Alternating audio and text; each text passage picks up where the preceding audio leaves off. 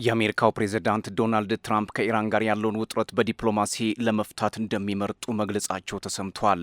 ትራምፕ ትናንት ምሽት ባደረጉት ዓመታዊ የሁለቱ ምክር ቤቶች ወይም ስቴት ኦፍ ዩኒየን ንግግራቸው በኢራን ላይ ጠንከር ያለ የዛቻ ቃላትና ጠብጫሪ አዝማሚያ ሲያሳዩ ቢቆዩም አሁን ላይ ዲፕሎማሲያዊ መፍትሄ እንደሚመርጡ መናገራቸው የቴህራንን ጉልበት ሳያሳይ እንደማይቀር ይገመታል። ፕሬዝዳንቱ ኢራን የኒውክሌር መሳሪያ እንድትታጠቅ በፍጹም እንደማይፈቅዱ በድጋሚ ከማረጋገጥ ግን አልተመለሱም። ፕሬዝዳንት ዶናልድ ትራምፕ ከቴህራን ጋር ያለው ልዩነት በዲፕሎማሲያዊ መንገድ መፍታት እንደሚመርጡ በኮንግረስ ፊትም ተናግረዋል።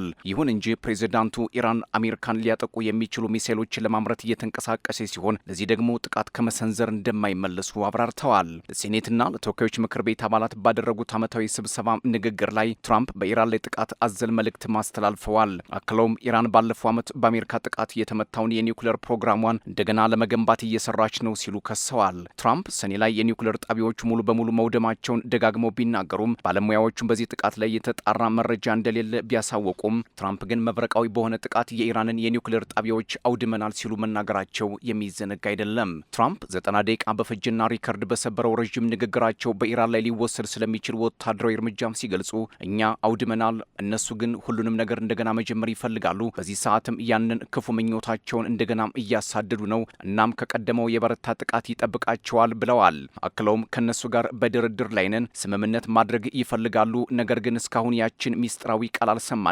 እሷም በፍጹም የኒውክሌር መሳሪያም አንታጠቅም የሚል ነው ሲሉ ተደምጠዋል። ዶናልድ ጄ ትራምፕ ምርጫዬ ይህንን ችግር በዲፕሎማሲ መፍታት ነው ካሉ በኋላም ነገር ግን አንድ ነገር እርግጠኛ ነው፣ በዓለማችን ቀዳሚ የሆነችውን የሽብር ድጋፍ ሰጪ ሀገር የኒውክሌር መሳሪያ እንዲኖራት በፍጹም አልፈቅድም ሲሉ ማስጠንቅቀዋል። በስብሰባው መቋጫ ላይ ይህ እንዲሆን መፍቀድ አንችልም ሲሉ ንግግራቸውንም ደምድመዋል። ምንም እንኳ ትራምፕ እንዲህ ቢዝቱም አያቶላዎቹ ግን ማንም እንደማያንበረክከን ይታወቅልን እያሉ ነው። አሁን የፔንታጎንና አብዮታዊ ዘቡ ክንድ ለመለካካት እየተጠባበቁ ነው የሚል አንድምታም እንዲኖረው አድርጓል።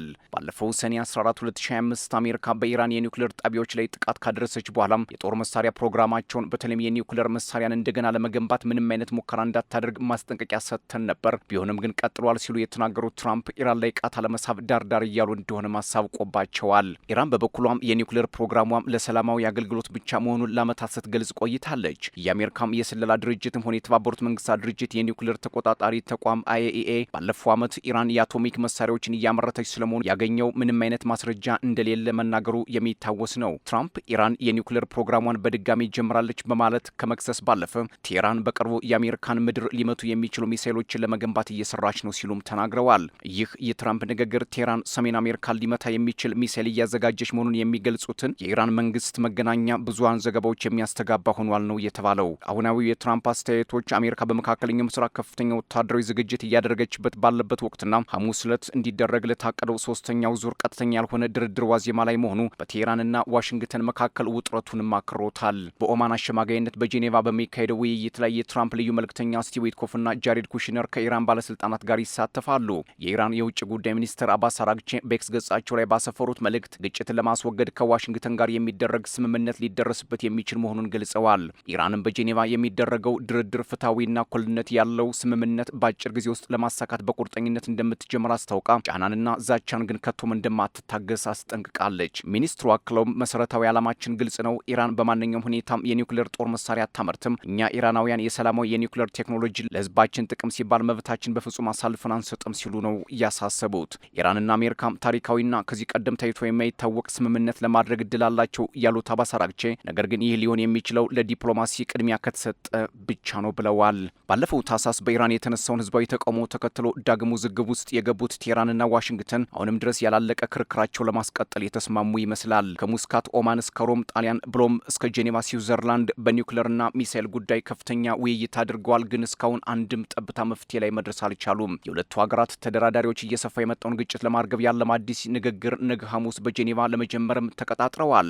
ይህ የሚሆነው ግን ፕሬዚዳንት ዶናልድ ትራምፕ በዩራኒየም ማበልጸግ በባላስቲክ ሚሳይሎችና በቀጠናው ላሉ ታጣቂ ኃይሎች እርዳታ አለማድረግ ላይ ወደ መስማማት እንድትመጣ ኢራንን በጠየቁበት ወቅት ነው። የኢራን ባለስልጣናት በበኩላቸው ቴህራን ጦርነትን ለማስወገድ ሲባል በኒውክሌር ጉዳይ ላይ የማይታመን ለውጥ አሳይታለች እያሉ ነው። ይሁን እንጂ የዋሽንግተን ዛቻ እውነተኛው ግብ የስርዓት ለውጥ ወይንም ሬጂም ቼንጅ እንደሆነ እንደሚጠቁምና ኢራን ምላሽ ለመስጠት እንደማታመነታ ማስጠንቅቀዋል። አንዳንድ የሮይተርስ መረጃዎች እንደሚያሳዩት ቴህራን ከአሜሪካ ጋር ለድርድር ፈቃደኛ መሆኗን እየገለጸች ባለችበት ሰዓት ከቻይናም ጸረ መርከብ ሚሳይሎችን ለመግዛት መስማማቷን ሲሆን ይህ ደግሞ አንዳች የማይገመት ጦርነት በቀጠናው ላይ ስለማንዣበቡ ጠቋሚ ነው። ሮይተርስ ከ6 ምንጮች ያገኘሁት ያለው መረጃ እንደሚጠቁመው አሜሪካ በቀጠናው ሊሰነዘሩ ከሚችሉ ጥቃቶች አስቀድማ በቅርብ ርቀት ላይ ከፍተኛ የባህር ኃይል ባሰፈረችበት ወቅት ቴህራን ቤጂንግ ሰራሽ ሲኤም 302 የተሰኙ ድምፅን የሚቀድሙ ሱፐርሶኒክ ክሩዝ ሚሳይሎችን ለመግዛት ስምምነት ላይ ለመድረስ ተቃርባለች ነው የተባለው። ሚሳይሎቹ 180 ማይል ያህል የመምታት አቅም ያላቸውና የመርከብ መከላከያዎችን ሰብረው እንዲያልፉ ተደርገው የተሰሩ ናቸው። እነዚህን ሚሳይሎች ማግኘቷም ቴህራን የአሜሪካን መርከቦች ኢላማ የማድረግ አቅሟን በከፍተኛ ሁኔታም ያሳድገዋል። ቤጂንግ በእንዲህ ያለ ሁኔታ ዝውውሩን ታጠናቅቃለች ወይ የሚለው ላይ ጥርጣሬ ቢኖርም ሽያጩ ከተፈጸመ ግን ባለፉት 10 ዓመታት ውስጥ ቻይና ለኢራን ካደረገችው እጅግ የላቀም የጦር መሳሪያ ዝውውር አንዱ ይሆናልም እየተባለ ይገኛል። ሌላው ትራምፕ ኢራንን ለመምታት ተዘጋጅቻለሁ ቢሉም ከፔንታጎን ባለስልጣናት ግን የፈለጉትን ማግኘት አልቻሉም የሚሉ መረጃዎች ወጥተዋል።